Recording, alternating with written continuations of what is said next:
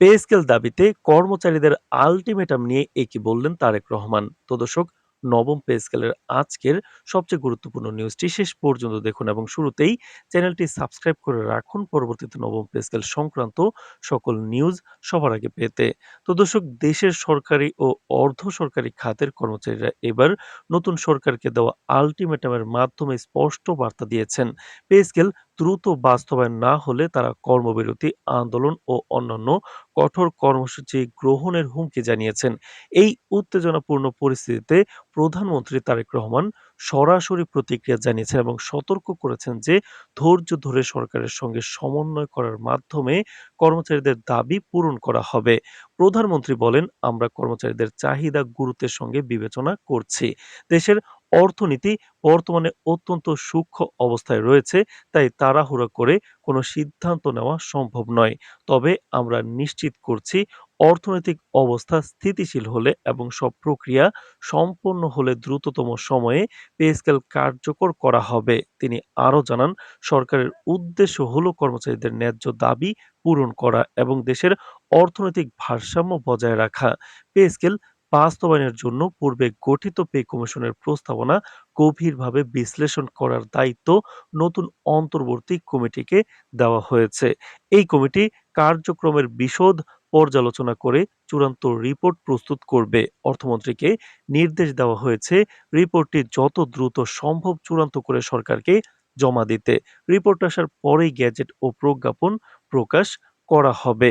প্রধানমন্ত্রী বলেন, সরকার জানে সরকারি কর্মচারীদের বর্তমান বেতনের কারণে সংসার চালানো কতটা কষ্টকর অল্প বেতনে। তাই যত দ্রুত সম্ভব কার্যক্রম শুরু করা হবে।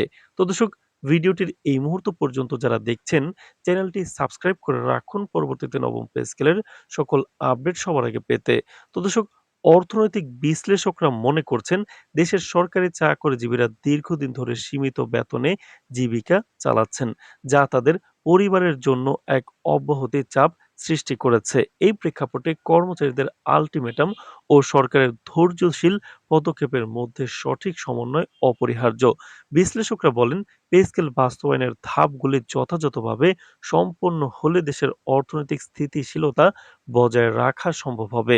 কর্মচারী সংগঠনগুলোর নেতৃত্ব জানিয়েছে, তারা সরকারের পদক্ষেপের দিকে নজর রাখবেন। যদি রিপোর্ট প্রকাশ ও কার্যক্রম বাস্তবায়নে অগ্রগতি দেখা না যায়, তারা কঠোর কর্মসূচি গ্রহণে বাধ্য হবেন।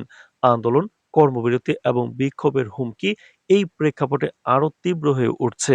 রাজনৈতিক বিশ্লেষকরা মনে করছেন, এটি শুধু অর্থনৈতিক নয়, রাজনৈতিক দৃঢ়তারও পরীক্ষা।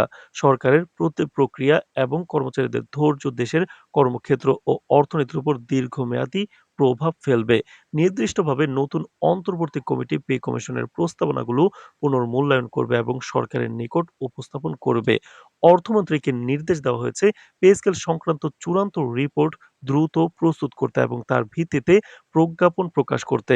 প্রধানমন্ত্রী জানান, সরকারের লক্ষ্য হলো কর্মচারীদের ন্যায্য দাবি পূরণ করা এবং দেশের অর্থনীতির ভারসাম্য রক্ষা করা।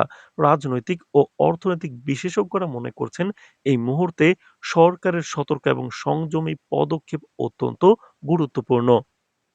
পে কমিশনের সুপারিশ, অন্তর্বর্তী কমিটির বিশ্লেষণ, অর্থমন্ত্রীর রিপোর্ট প্রস্তুতি এবং চূড়ান্ত গ্যাজেট প্রকাশ, এই পুরো প্রক্রিয়া সুষ্ঠুভাবে সম্পন্ন হলে কর্মচারী সরকার সম্পর্ক স্থিতিশীল রাখা সম্ভব।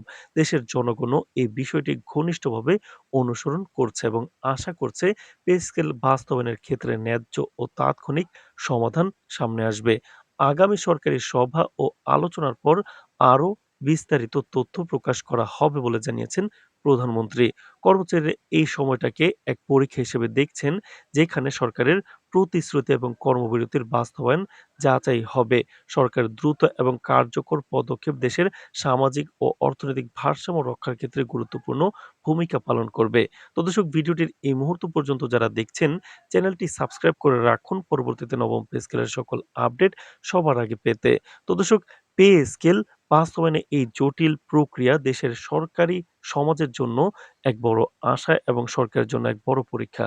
এখন দেখার বিষয়, আগামী সপ্তাহগুলোতে সরকারের পদক্ষেপ কর্মচারীদের দমন নাকি তাদের দাবির সঙ্গে সমন্বয় রেখে কতটা কার্যকর হয়। তো দর্শক, নবম পে স্কেলের পরবর্তী সকল আপডেট পেতে চ্যানেলটি সাবস্ক্রাইব করে রাখুন।